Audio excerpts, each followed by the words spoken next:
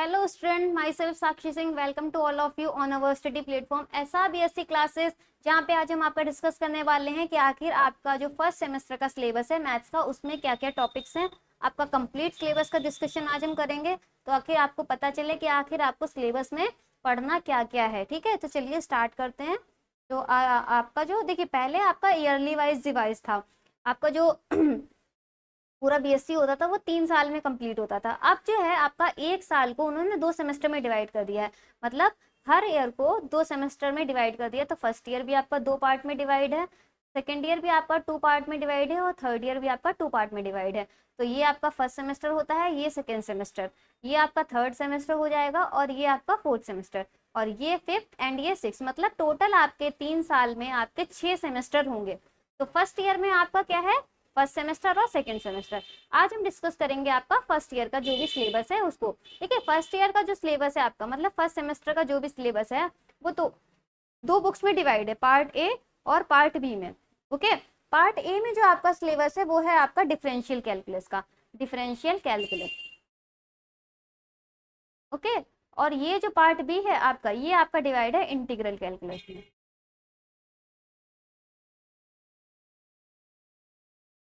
ठीक, तो सबसे पहले हम डिस्कस करेंगे आपका फर्स्ट जो पार्ट ए है आपका डिफरेंशियल कैलकुलस। इसमें आपका जो यूनिट 1 है उसमें आपको पढ़ना है introduction to Indian ancient mathematics and mathematician. ये इतना इंपॉर्टेंट नहीं है, इसीलिए इसको शायद ब्लू कलर में भी दिया हुआ है, तो आपका इससे तो क्वेश्चन नहीं ही आएगा। ठीक है, अगला है आपका डेफिनेशन ऑफ अ सीक्वेंस।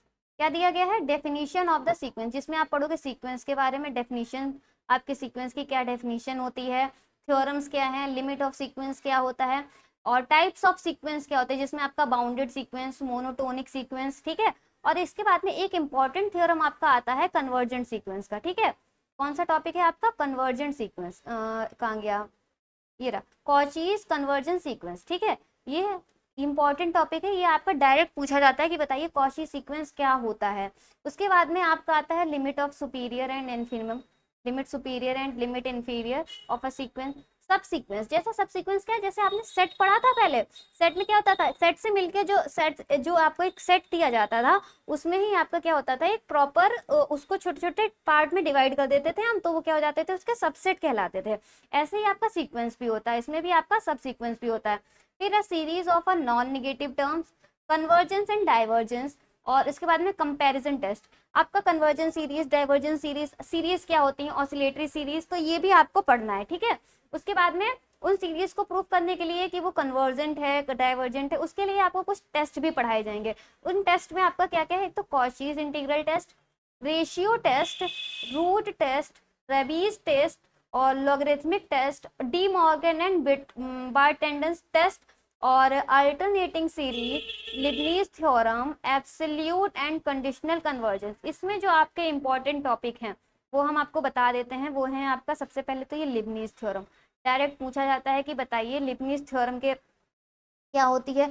और जो आपके टेस्ट है ना, इसमें जैसे कुछ टेस्ट आपके इंपॉर्टेंट है, जैसे Cauchy's integral test, ratio test, direct name से बोला जाएगा कि प्रूव करिए जो सीक्वेंस है आपका, गिवन सीक्वेंस है या गिवन सीरीज है, वो कन्वर्जेंट है, डाइवर्जेंट है, या कुछ भी वो पूछेंगे, उसको आपको प्रूव करना पड़ेगा रेशियो टेस्ट की मदद से, या बोल देंगे बताइए रूट टेस्ट की मदद से, क्या राबीज टेस्ट के लगा करके बताइए। और एक डी मॉर्गन, ये डी मॉर्गन भी आपका इंपॉर्टेंट है, ये थ्योरम भी आती है, और ये डायरेक्ट टेस्ट भी आपका इंपॉर्टेंट है। ठीक है, इसके बाद में आपका जो है अगला पार्ट है यूनिट 2। यूनिट 1 में पूरा सीक्वेंस के ऊपर है और उसका टेस्ट के ऊपर है। यूनिट 2 में आपका, जैसे आपने 12th में पढ़ा होगा, लिमिट, कॉन्टिन्यूटी एंड डिफरेंशिएबिलिटी। तो limit, continuity and differentiability of function of single variable के ऊपर। ठीक है, कॉचीज डेफिनेशन, हिंस डेफिनेशन, और equivalence of definition of Cauchy's and hints. Cauchy की डेफिनेशन और हिंस की डेफिनेशन आप पढ़ोगे, उसके बाद में उन दोनों का इक्विवेलेंस भी पढ़ना है। उसके बाद में यूनिफॉर्म कॉन्टिन्यूटी, इंपॉर्टेंट टॉपिक है आपका, यूनिफॉर्म कॉन्टिन्यूटी। ठीक है, यूनिफॉर्म कॉन्टिन्यूटी ये आपका इंपॉर्टेंट है। उसके बाद में बोरेल्स थ्योरम है, बाउंडेडनेस थ्योरम, बाउंडेडनेस आपने पीछे बाउंडेड सीक्वेंस पढ़ोगे, यहाँ पे आप उसका थ्योरम पढ़ोगे। Bolzano's theorem, intermediate value theorem, extreme value theorem और Darboux's intermediate value theorem for derivative. Important है आपका डॉर्बॉक्स का थ्योरम, डायरेक्ट आता है आपका एग्जाम में, इंपॉर्टेंट टॉपिक है ये। उसके बाद में है चेन रूल और इनडिटरमिनेंट फॉर्म, ठीक है, आपका सेकेंड यूनिट में सिर्फ इतना है। इसके बाद में आपका आता है थर्ड यूनिट। थर्ड यूनिट में आपकी सारी थ्योरम्स दी हुई हैं और ये इम्पॉर्टेंट यूनिट है आपका, क्योंकि इसमें सबसे ज्यादा आपका क्वेश्चंस बनते हैं, डायरेक्ट आपका थ्योरम पूछ लिया जाता है, बताइए ये थ्योरम क्या है, कैसे प्रूव होगा, ये आपको बताना पड़ेगा। जिसमें आपका रोलियस थ्योरम इंपॉर्टेंट है, Lagrange Cauchy mean value theorem most important है, 3 स्टार लगा लीजिए पहले ही। उसके बाद में mean value theorems of higher order, Taylor's theorem भी इंपॉर्टेंट है, पूछ ली जाती है, और with various form of remainders, ठीक है। उसके बाद में सक्सेसिव डिफरेंशिएशन इंपॉर्टेंट है आपका। फिर आता है आपका टॉपिक लिबनीज थ्योरम, पीछे भी थी और यहाँ पर भी आपको दी गई है, दोनों ही अप्रॉक्स सेम है, बस थोड़ा सा अंतर है दोनों में, तो ये भी इंपॉर्टेंट है। उसके बाद में मैक्लॉरेंस एंड टेलर्स सीरीज इंपॉर्टेंट है आपका, और partial differentiation Euler's theorem important है, और of on homogeneous function.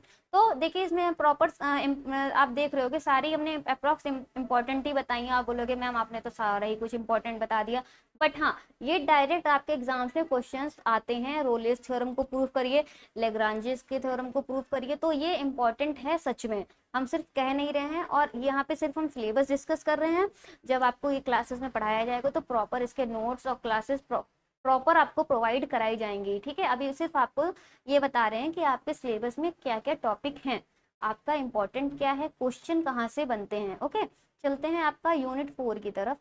Unit 4 tangent and normals के ऊपर है, ये भी इंपॉर्टेंट है। इसमें जो है ना एसिम्पटोट से डायरेक्ट क्वेश्चन आता है, लॉन्ग क्वेश्चन फंसेगा, and curvature envelopes and evolute से आपका डायरेक्ट लॉन्ग क्वेश्चन फंसता है। Test for concavity and convexity, points of inflection, multiple points, parametric representation of curves and tracing of parametric curves. Tracing important है आपका topic, and tracing of curves in Cartesian and polar forms, ठीक है। तो ये आपका unit 4 है। ज्यादातर tangent and normal, एसिम्पटोट्स और एनवेलप्स एंड एवोल्यूट्स, ये 4 टॉपिक हैं जो आपके मोस्ट इंपॉर्टेंट हैं इस थ्योरम में, इस यूनिट में आपका। एंड इसके बाद में आपका आता है यूनिट 5।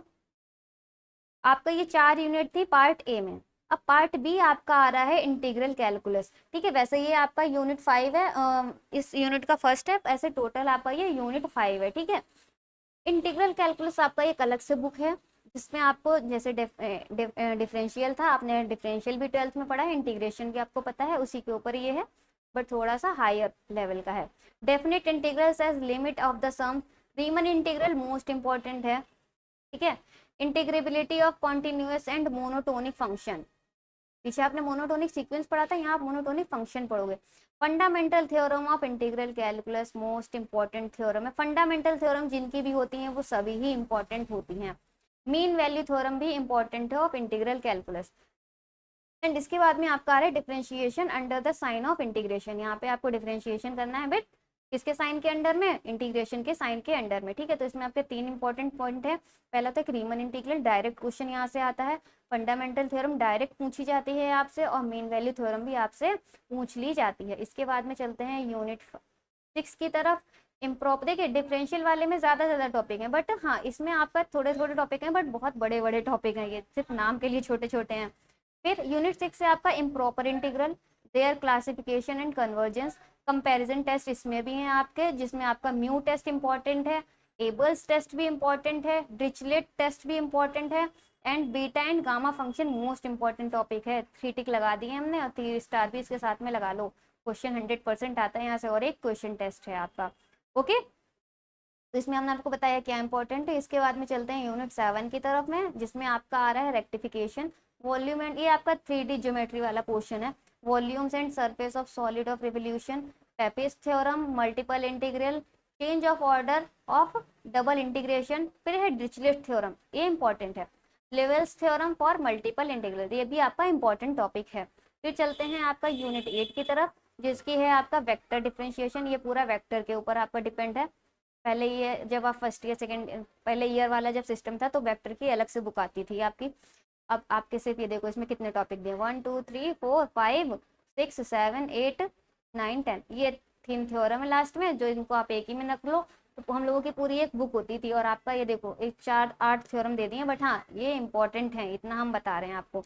वेक्टर के डिफरेंशिएशन, ग्रेडियंट आपका यहाँ से क्वेश्चन बनता है, डाइवर्जेंस एंड कर्ल से क्वेश्चन बनता ही बनता है, normal on a surface, directional derivative important है, वेक्टर इंटीग्रेशन भी इंपॉर्टेंट है, और ये जो तीन थ्योरम आपको दी गई है, गॉस की, ग्रीन की और स्टोक्स की थ्योरम, ये तीनों ही इंपॉर्टेंट थ्योरम हैं और हमेशा ही आती हैं। अगर गॉस की थ्योरम नहीं आएगी तो ग्रीन की थ्योरम आएगी, ग्रीन की थ्योरम नहीं आएगी तो स्टोक्स की थ्योरम आएगी, मतलब इसमें से एक थ्योरम तो आनी ही आनी है।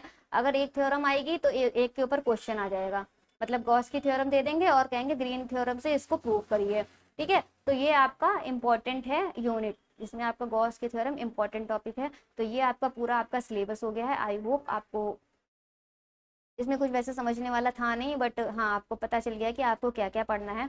और रही बात आपके सिलेबस को, हमने यहाँ पे सिर्फ डिस्कस किया है।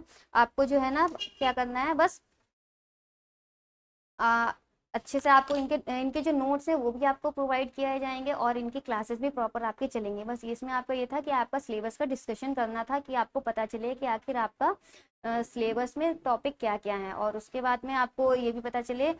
और ये भी है कि आपको मतलब टॉपिक जब आपको नाम से पता होते हैं तो आपके माइंड में भी एक सेट बन जाते हैं कि हाँ भाई हमें इतना इतना पोर्शन पढ़ना है, इतना पोर्शन नहीं पढ़ना है, ठीक है।